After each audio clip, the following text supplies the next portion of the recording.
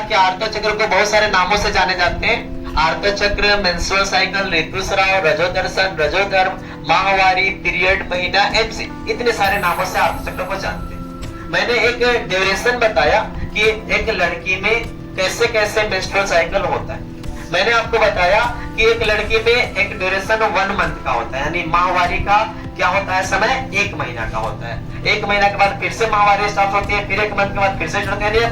प्रक्रिया हमेशा क्या होती रहती है, चलती रहती है। तो इसमें क्या है कि मान लीजिए 1 तारीख को किसी लड़के का मेंस्ट्रुअल साइकिल स्टार्ट हुआ, तो 1 तारीख को जब स्टार्ट हुआ तो 1 तारीख से लेकर 5 तारीख तक उसका ब्लीडिंग होता है। तो इस ब्लीडिंग के ड्यूरेशन को कहा जाता है मेंस्ट्रुअल फेज। क्या कहते हैं, मेंस्ट्रुअल फेज। अब मेंस्ट्रुअल फेज के बाद 6 से 12 दिन, छठा से 12वां दिन का जो फेज होता है उस फेज को फॉलिकल फेज कहते हैं। इस फेज में क्या होता है कि यूट्रस के वाल बनने स्टार्ट होते हैं। क्या होते हैं, यूट्रस के वाल बनते हैं फिर से।